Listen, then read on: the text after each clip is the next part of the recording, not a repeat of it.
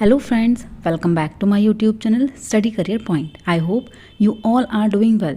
So start करते हैं। देखिए हमारे आज के प्रैक्टिस सेशन से। तो देखिए जो सीरीज़ है आपकी वो है आपकी ऑनलाइन एग्जाम जो आपके सीटेट के हुए थे 22 और 23 में, ठीक है। तो ये उनकी ही आपकी क्वेश्चन पेपर की सीरीज़ है। लास्ट 4 to 5 क्लास में आपकी कंप्लीट करा चुकी हूँ, ठीक है। तो स्टार्ट करते हैं देखिए हमारे फर्स्ट क्वेश्चन के साथ। तो देखिए आज का फर्स्ट क्वेश्चन है the field of child development is. देखिए निम्नलिखित में से कौन सा क्षेत्र बाल विकास का है। तो देखिए बाल विकास का कौन सा क्षेत्र आपका है। देखिए जो बाल विकास का क्षेत्र होता है वो क्या आपका ऐकिक या फिर अवैज्ञानिक होता है। देखिए जो बाल विकास होता है उसका जो क्षेत्र होता है वो अवैज्ञानिक नहीं होता, ठीक है। तो ये ऑप्शन जो है वो आपका गलत हो जाएगा। क्या फिक्स होता है, निर्धारित होता है? तो निर्धारित भी आपका नहीं होता है, ठीक है। उसके बाद देखिए अंतर विषयात्मक या गतिशील। देखिए इनडिसिप्लिनरी या फिर डायनेमिक होता है। तो देखिए गतिशील होता है। जो बाल विकास का जो क्षेत्र है वो आपका क्या होता है, डायनेमिक होता है। क्या अस्पष्ट होता है? तो देखिए अस्पष्ट भी नहीं होता, ठीक है। तो ये ऑप्शन तो आपके गलत हो जाएंगे। तो देखिए यहाँ पर जो आपका राइट आंसर हो जाएगा वो हो जाएगा आपका ऑप्शन नंबर 3, ठीक है। क्या हो जाएगा आपका ऑप्शन नंबर 3। तो यहाँ पर आपका राइट आंसर हो जाएगा, ठीक है। चलते हैं देखिए नेक्स्ट क्वेश्चन पर।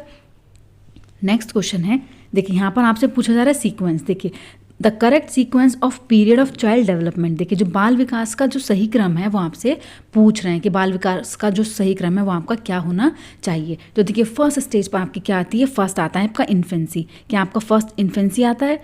उसके बाद क्या आपका प्रीनेटल आता है, ईयरली चाइल्डहुड आता है, अडोलसेंस आता है या फिर मिडिल चाइल्डहुड आता है। तो देखिए आपकी क्या स्टेज होती है। सबसे पहले आपका क्या आता है, प्रीनेटल आता है। सबसे पहले क्या आता है आपका प्रीनेटल आता है, ठीक है। उसके बाद आपका क्या आता है, फिर आता है आपका इन्फेंसी पीरियड। क्या आता है आपका इन्फेंसी पीरियड, ठीक है। उसके बाद आपका क्या आता है, उसके बाद आपका आता है चाइल्डहुड, ठीक है। चाइल्डहुड उसमें भी 2 टाइप के आपके चाइल्डहुड हो जाते हैं, ईयरली और लेटर चाइल्डहुड, ठीक है। उसके बाद आपका क्या आता है एडोलसेंस। तो देखिए ये क्रम आपका किस में मिल रहा है। तो देखिए यहाँ आपका क्रम किस में मिल रहा है, यहाँ आपका मिल रहा है ऑप्शन नंबर 4 में। देखिए सबसे पहले आपका क्या आता है, प्रीनेटल स्टेज आता है। उसके बाद आपका इन्फेंसी आता है, फिर ईयरली चाइल्डहुड आपका आता है, फिर मिडिल चाइल्डहुड आपका आता है, उसके बाद आता है आपका अडोलसेंस, ठीक है। तो यहाँ पर जो आपका ऑप्शन नंबर 4 हो जाएगा वो आपका क्या हो जाएगा, राइट आंसर हो जाएगा, ठीक है। ऑप्शन नंबर 4 आपका राइट आंसर हो जाएगा। चलते हैं देखिए नेक्स्ट क्वेश्चन पर।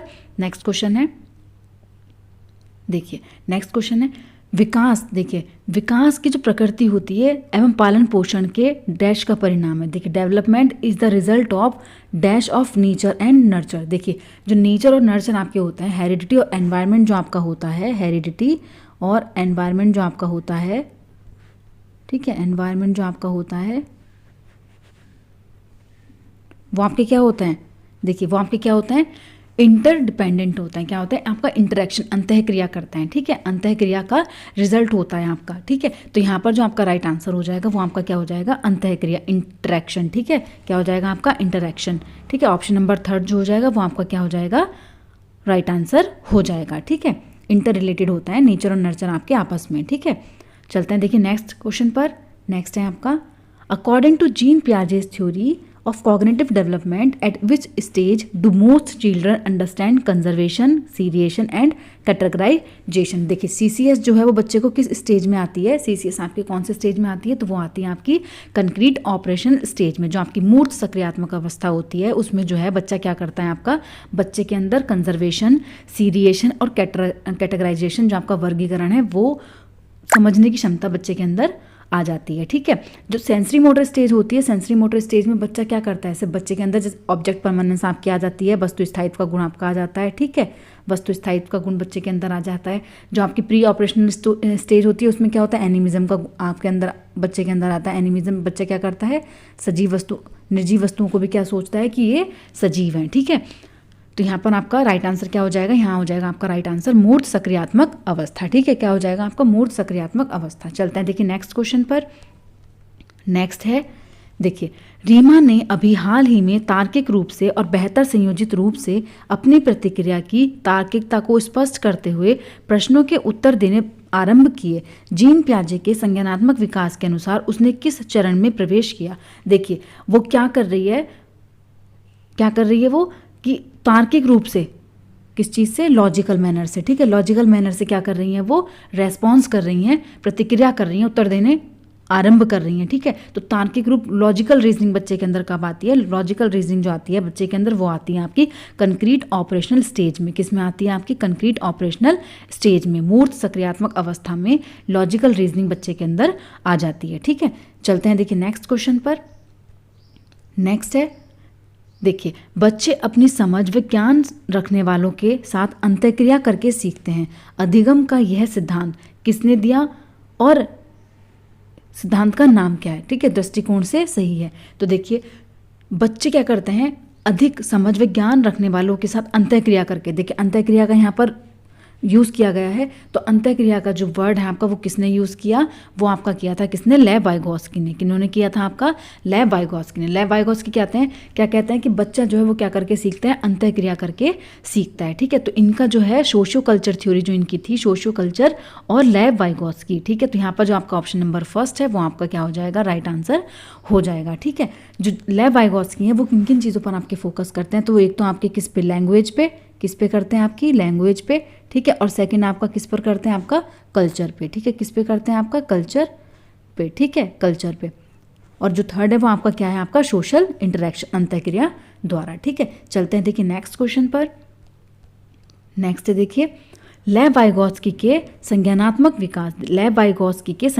विकास के दृष्टिकोण के अनुसार एक अध्यापक को क्या करना चाहिए? तो देखिए लेव वाइगोत्स्की के संज्ञानात्मक विकास के दृष्टिकोण के अनुसार जो अध्यापक है उसको क्या करना चाहिए? विद्यार्थियों को अंतःक्रिया करने के कम से कम अवसर देने चाहिए। देखिए अंतःक्रिया करके ही तो बच्चा सीखता है लेव वाइगोत्स्की के अकॉर्डिंग, ठीक है। क्या हम उनको कम अवसर देंगे? तो ये आपका ऑप्शन क्या हो जाएगा? गलत हो जाएगा। सांस्कृतिक दृष्टांतों के उपयोग को बाधित करना चाहिए। क्या उपयोग को हम बाधित करेंगे? हमें कोई भी चीज़ क्या करनी है? कल्चरल टूल्स को रेस्ट्रिक्ट नहीं करना है, ठीक है। तो यहाँ पर ये भी आपका क्या हो जाएगा? गलत हो जाएगा। अभी देखिए अधिगम को समुन्नत करने के लिए पुरस्कार और दंड का प्रावधान करना चाहिए। देखिए पुरस्कार और दंड जो रिवॉर्ड एंड पनिशमेंट है वो बच्चे को नहीं देने हैं, ठीक है। यहाँ पर आपको नहीं देना है, ठीक है। उनको इन्हेंस नहीं करना है लर्निंग में, ठीक है। तो देखिए यहाँ आपका जो राइट आंसर है वो आपका क्या हो जाएगा? कि स्कैफ होल्ड देंगे बच्चों को, जिससे बच्चे क्या करें? अपने बेस्ट पोटेंशियल तक पहुँच सकें, ठीक है। विद्यार्थियों को उनके अभिष्टम गुणों को प्राप्त करने के लिए सहयोग देना चाहिए, ठीक है। तो ऑप्शन नंबर थर्ड जो होगा वो यहाँ पर आपका क्या हो जाएगा? सही हो जाएगा, ठीक है। चलते हैं देखिए नेक्स्ट क्वेश्चन पर। नेक्स्ट है आपका जीन पियाजे और लॉरेंस कोलबर्ग द्वारा प्रतिपादित सिद्धांतों के बारे में कौन सा कथन सही है? तो देखिए जीन पियाजे और लॉरेंस कोलबर्ग द्वारा कौन सा सही है आपका? दोनों ने ही वयस्कों में संज्ञानात्मक विकास के सिद्धांतों का प्रतिपादन किया। देखिए दोनों ने ही वयस्कों में संज्ञानात्मक विकास के सिद्धांतों का प्रतिपादन किया, तो ये आपका क्या है? गलत है। देखिए जो इन्होंने अपनी स्टेजेस ली हैं वो आपके अडोलसेंस तक, वयस्कों तक उन्होंने क्या करा है? बच्चों को समझाया है, ठीक है। दोनों ने ही वयस्कों में, सिर्फ केवल वयस्कों में ही उन्होंने संज्ञानात्मक विकास के सिद्धांत का प्रतिपादन नहीं किया, ठीक है। तो यहाँ आपका ऑप्शन क्या हो जाएगा? गलत हो जाएगा। दोनों के ही सिद्धांतों में विकास के 8 प्रतिरूप हैं। देखिए 8 प्रतिरूप आपके नहीं हैं। जो जीन पियाजे हैं उन्होंने आपके क्या दिए हैं? 4 स्टेजेस दी हैं, जबकि जो लॉरेंस कोलबर्ग हैं उन्होंने क्या दिए हैं? लेबल 3 तो लेबल उन्होंने दिए हैं, जिनमें आपके क्या है? 6 स्टेज आपकी हैं, ठीक है। तो ये भी आपका क्या हो जाएगा? गलत हो जाएगा, ठीक है। दोनों के ही सिद्धांत विकास के मध्य बाल्यावस्था चरण तक ही सीमित है। देखिए मध्य बाल्यावस्था तक ही सीमित है, ये भी आपका क्या है? गलत है, ठीक है। दोनों सिद्धांत अवस्थाओं को प्रतिपादित करते हैं, ये आपका क्या हो जाएगा? Both theories are stages theory. देखिए दोनों ने ही क्या करा है? अपनी थ्योरी में क्या किया है? स्टेजेस थ्योरी दी है, ठीक है। इस थ्योरीज को क्या किया है? स्टेजेस में डिवाइड किया है, ठीक है। तो आपका ऑप्शन नंबर 4 जो हो जाएगा वो यहाँ पर क्या हो जाएगा? सही हो जाएगा, ठीक है। चलते हैं देखिए नेक्स्ट क्वेश्चन पर। नेक्स्ट है आपका एक ऐसी कक्षा जहां विद्यार्थियों को जोड़ीदार प्रदत्त कार्य, समूह कार्य और चर्चाओं में भाग लेने के लिए प्रोत्साहित किया जाता है, उन कक्षाओं की क्या विशेषता है? तो देखिए वो कक्षाएं आपकी कैसी होती हैं? जहाँ पर जोड़ीदार बनाकर, तो हम क्या कर रहे हैं वहाँ पर? हम क्या कर रहे हैं? Collaborative learning. वहाँ पर हम क्या प्रोसीड कर रहे हैं? आपकी कोलैबोरेटिव लर्निंग। देखिए जहाँ पर निष्क्रिय वर्ड आपका आ जाता है वो आपका पॉइंट क्या हो जाता है? आपका नेगेटिव हो जाता है, ठीक है। रॉट मेमोराइजेशन को हमें क्या करना है? रॉट मेमोराइजेशन को हमें बढ़ावा नहीं देना है, ठीक है। इंस्ट्रक्शनल बेस्ड लर्निंग हमें यहाँ पर नहीं देनी है, ठीक है। तो यहाँ पर जो आपका राइट आंसर हो जाएगा वो क्या हो जाएगा? आपका सहयोगात्मक अधिगम। क्या हो जाएगा? आपका सहयोगात्मक अधिगम, ठीक है। ऑप्शन नंबर 2 जो होगा वो आपका राइट आंसर हो जाएगा। चलते हैं देखिए नेक्स्ट पर। तो देखिए नेक्स्ट है आपका दूसरों की मनोदशा, प्रेरणा और इच्छाओं की पहचान करना और समुचित रूप से उनके प्रति प्रतिक्रिया करना किस बुद्धिमत्ता की विशेषता है। तो देखिए, जो आपकी काइनेस्थिक गतिशीलात्मक होती है वो आपकी क्या होती है, बॉडीली काइनेस्थिक जो आपकी होती है, ठीक है, जो आपके बॉडी पर आपकी पहचान करती है, ठीक है, तो वो आपकी गतिशीलात्मक होती है। तो यहाँ पर ये नहीं है, ठीक है। नेचुरलिस्टिक प्रकृतिवादी, देखिए प्रकृतिवादी की यहाँ पर कोई बात नहीं हो रही है, ठीक है, तो यहाँ पर प्रकृतिवादी भी नहीं होगा। अब देखिए हमें इनमें से देखना है, एक या तो इंट्रापर्सनल या फिर आपका इंटरपर्सनल। देखिए इंटरपर्सनल क्या होता है आपका, कि जो आपकी अंदर की, जो आपकी इच्छाएं होती हैं, ठीक है, जो आपकी इंटरनल थिंग्स आपकी होती हैं उनके बारे में, ठीक है। तो इंटरपर्सनल यहाँ जो होगा वो आपका राइट आंसर हो जाएगा। देखिए दूसरों की मनोदशा, प्रेरणा और इच्छाओं की पहचान जो करता है, ठीक है, तो वो आपकी क्या हो जाएगी, इंटरपर्सनल। क्या हो जाएगी आपकी, इंटरपर्सनल, ठीक है। तो यहाँ पर ऑप्शन नंबर 3 जो होगा वो आपका राइट आंसर हो जाएगा। चलते हैं देखिए नेक्स्ट क्वेश्चन पर। नेक्स्ट है आपका, देखिए लैंग्वेज एंड थॉट्स, जो आपके भाषा और विचार होते हैं वो आपके क्या होते हैं, एक दूसरे पर क्या होते हैं, डिपेंडेंट होते हैं, एक दूसरे पर क्या करते हैं, एक दूसरे से परस्पर संबंधित होते हैं। लेकिन देखिए यहाँ पर आपके ऑप्शंस क्या हैं, डेवलप इंडिपेंडेंट, देखिए स्वतंत्र रहकर विकसित होते हैं, ये आपका क्या है, गलत है। एक दूसरे को प्रभावित करने के लिए असंख्य तरीकों से अंतःक्रिया करते हैं, एक दूसरे को प्रभावित करने के लिए, ठीक है।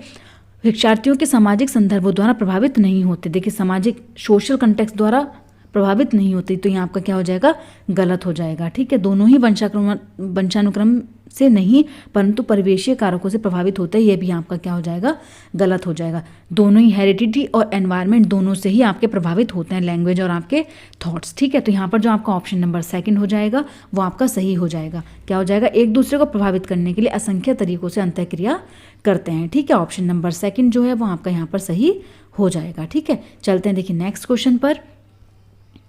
नेक्स्ट है, देखिए प्रवीण के माता पिता जानबूझकर घरेलू कार्यों के अप्रातिनिधिक रूपों में संलग्न रहते हैं, जैसे कि पिता भोजन पकाने का कार्य करते हैं और माता घर के खराब हो गए इलेक्ट्रॉनिक उपकरणों की मरम्मत करती हैं। इस प्रकार के परिवेश में प्रवीण की क्या प्रवृत्ति होगी। तो देखिए इस प्रकार के परिवेश में जो आपका प्रवीण है उसकी क्या प्रकृति होगी। तो देखिए इंडोर्स जेंडर स्टीरियोटाइप सेग्रेशन, देखिए जेंडर रूढ़िवादिता विभेदीकरण का समर्थन करेगा, तो वो विभेदीकरण का समर्थन यहाँ पर नहीं करेगा, ठीक है।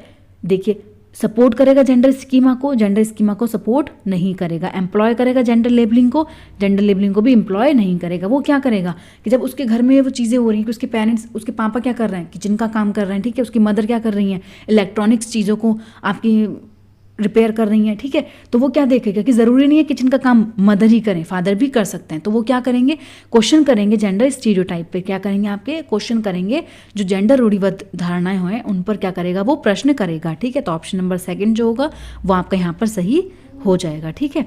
चलते हैं देखिए नेक्स्ट क्वेश्चन पर। देखिए नेक्स्ट क्वेश्चन है,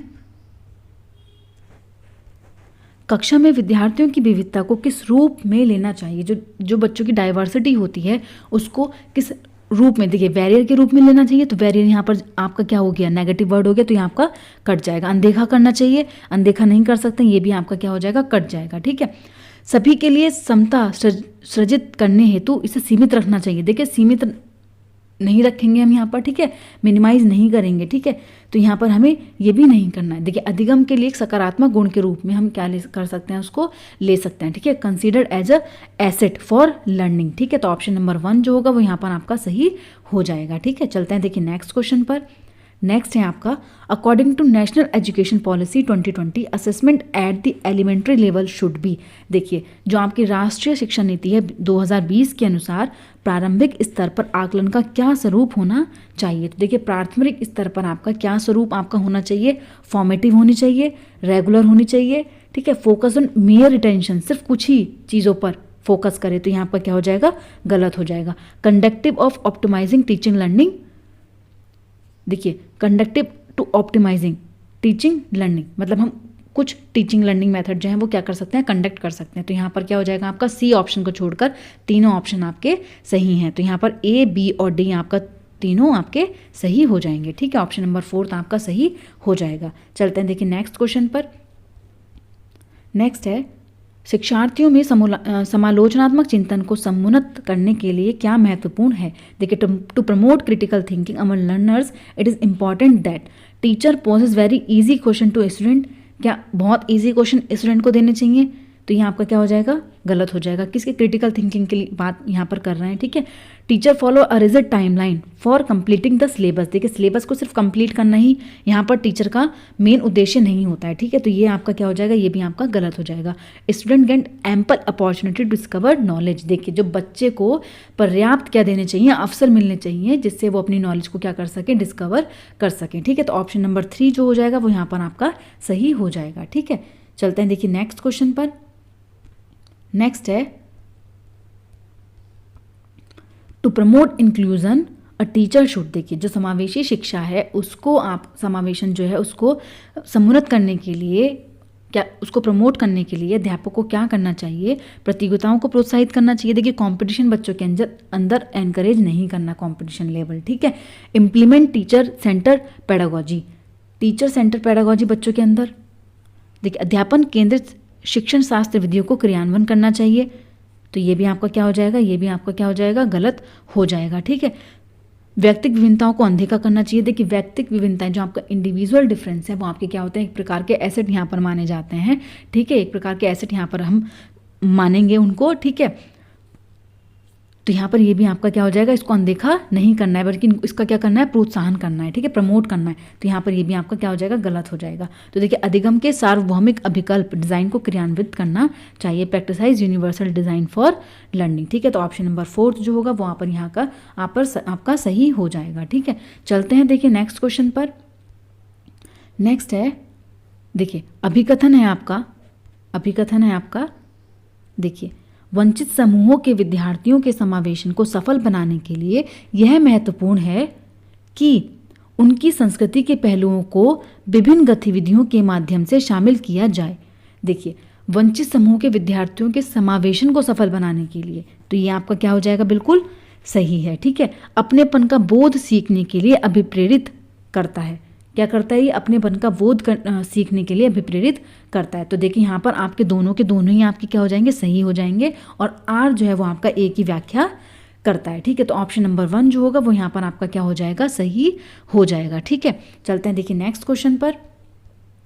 नेक्स्ट है देखिए प्रकाशिक सहायक सामग्री और अनुकूलन जैसे कि फ़ॉन्ट का आकार बड़ा, आवर्धक सामग्री आदि कौन से विद्यार्थियों के समावेशन के लिए विशेष रूप से महत्वपूर्ण है। देखिए फ़ॉन्ट का बड़ा होना, जब हम फ़ॉन्ट के बड़े होने की, शब्दों का बड़ा आकार हम बात कर रहे हैं तो वहाँ पर आपकी क्या हो जाएगी, दृष्टि से रिलेटेड आपकी क्या हो रही है, बात हो रही है, ठीक है। दृष्टि से रिलेटेड आपकी बात हो रही है। तो देखिए श्रवण और संवेदी बाधित, ये तो आपके दोनों के दोनों कट जाएंगे। अभी देखिए दृष्टि की आंशिक क्षति या फिर दृष्टि की समग्र क्षति। तो देखिए दृष्टि की आंशिक क्षति यहाँ पर आपकी होगी, क्योंकि समग्र क्षति कुल क्षति हो जाना, उसमें आप फ़ॉन्ट साइज को बड़ा करो या छोटा करो वो तो बच्चे को दिखेगा ही नहीं, ठीक है। तो यहाँ पर क्या है, दृष्टि की क्या होती है आपकी आंशिक क्षति। तो ऑप्शन नंबर 1 जो होगा वो यहाँ पर आपका करेक्ट हो जाएगा। चलते हैं देखिए नेक्स्ट क्वेश्चन पर।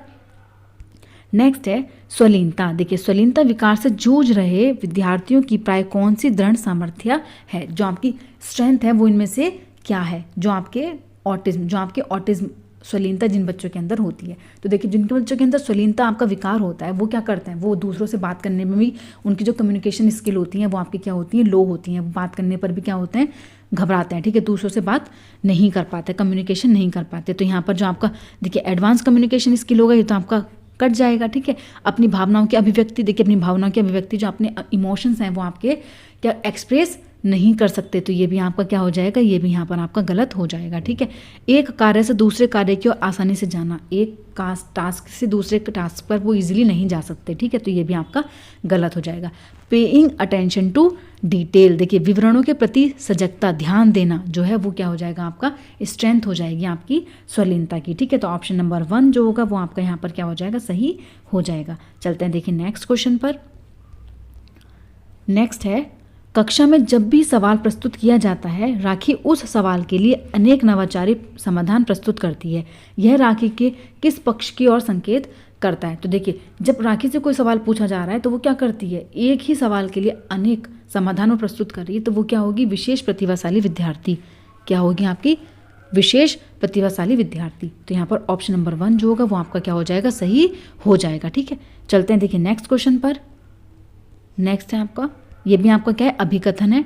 देखिए अध्यापक को ऐसी शिक्षण शास्त्रीय प्रविधियों और विषय वस्तु का चयन करना चाहिए जो विद्यार्थियों में नवीन ज्ञान के सृजन और उच्च क्रमीय कौशलों को समन्वित करने का कार्य करती है। बिल्कुल सही है, ठीक है। तर्क है आपका, बच्चों में नवीन ज्ञान के सृजन और उनकी व्याख्या की योग्यता होती है। देखिए, बच्चों में नवीन ज्ञान के सृजन और उसकी व्याख्या करने की योग्यता होती है, तो ये भी आपका क्या है, सही है। तो यहाँ पर आपके दोनों ही सही हैं और आर जो है वो एक की व्याख्या कर रहा है, ठीक है। ऑप्शन नंबर 1 जो होगा वो यहाँ पर सही हो जाएगा। चलते हैं देखिए नेक्स्ट क्वेश्चन पर। नेक्स्ट है, 14 वर्षीय माया एक युवा चित्रकार के वीडियो यूट्यूब पर देखकर पेंटिंग करना सीखती है। वह इस बात में विश्वास करती है कि यह पेंटिंग करने की क्षमता रखती है और सचेतता के साथ प्रतिक्रिया को अनुसरण करती है। माया के अधिगम को संज्ञा दी जा सकती है। देखिए, किस चीज़ की संज्ञा दी जा सकती है, वो यहाँ पर क्या कर रही है, तो वो यहाँ पर क्या कर रही है, आपकी ऑब्जर्वेशनल लर्निंग। क्या कर रही है, आपकी ऑब्जर्वेशनल लर्निंग। क्या अवलोकनात्मक या फिर जिसको हम बोलते हैं अनुकरण अधिगम, ठीक है। अवलोकनात्मक अधिगम यहाँ पर बच्चा क्या कर रहा है, आपका कर रहा है, ठीक है। चलते हैं देखिए नेक्स्ट पर।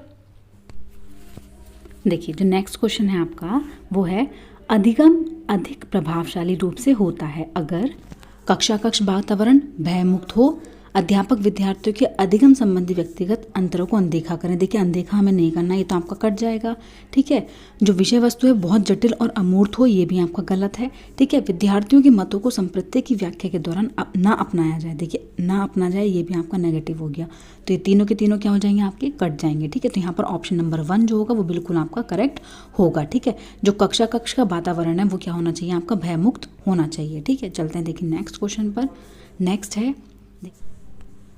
निम्नलिखित में से किसे विद्यार्थियों में सम्मानित करना चाहिए। तो देखिए, निम्न में से किसे विद्यार्थियों में सम्मानित करना चाहिए, रोट मेमोराइजेशन को, क्रिटिकल थिंकिंग को, फंक्शनल फिक्सनेस को, या फिर कन्वर्जेंट थिंकिंग को। देखिए, रोट मेमोराइजेशन को हमें प्रमोट नहीं करना है, ठीक है। फंक्शनल फिक्सनेस को हमें प्रमोट नहीं करना है, ठीक है। कन्वर्जेंट थिंकिंग को भी हमें यहाँ पर प्रमोट नहीं करना है। यहाँ पर आपका जो राइट आंसर है वो आपका क्या हो जाएगा, आपका क्रिटिकल थिंकिंग, समालोचनात्मक चिंतन, ठीक है। तो ऑप्शन नंबर 2 जो है वो यहाँ पर आपका सही हो जाएगा। चलते हैं देखिए नेक्स्ट क्वेश्चन पर। नेक्स्ट है, वह कौन सी समस्या समाधान प्रक्रिया है जिसमें निर्धारित चरण दर चरण विधि का अनुसरण किया जाता है। देखिए, a problem solving procedure in which a prescribed step by step method should be followed is an. देखिए, वो क्या होती हैं आपकी, तो वो होती हैं आपकी एल्गोरिथम। क्या होती हैं आपकी, एल्गोरिथम, ठीक है। क्या बोलते हैं उसको हम, एल्गोरिथम। तो यहाँ पर 4th नंबर जो है वो आपका क्या हो जाएगा, सही हो जाएगा, ठीक है। चलते हैं देखिए नेक्स्ट क्वेश्चन पर। नेक्स्ट है, देखिए जो नेक्स्ट क्वेश्चन है आपका वो है, देखिए निम्नलिखित में से कौन से कथन अधिगम के आकलन के लिए के संबंध से सही हैं। तो देखिए, भय पैदा करने के लिए कॉपी में सभी त्रुटियों पर लाल स्याही से घेरा बना देना चाहिए। देखिए, बच्चों में भय पैदा नहीं करना है, ठीक है। तो ये आपका जो ऑप्शन है वो आपका क्या हो जाएगा, गलत हो जाएगा, ठीक है।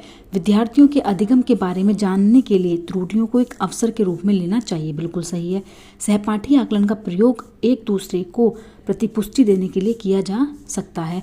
विद्यार्थियों द्वारा की गई त्रुटियों के प्रतिरूपों के प्रति अध्यापक को सजग होना चाहिए। तो देखिए, यहाँ पर जो आपका ऑप्शन नंबर 4 हो जाएगा वो आपका सही हो जाएगा। फर्स्ट को छोड़कर आपके सारे ही ठीक हैं, ठीक है। ऑप्शन नंबर 4 जो है वो यहाँ पर आपका सही हो जाएगा। नेक्स्ट क्वेश्चन है आपका, देखिए ये आपका विकथन है, ए विद्यार्थियों को सीखने की प्रक्रिया में भावनात्मक पहलू को ध्यान में रखना और पोषित करना चाहिए, ठीक है, ठीक है।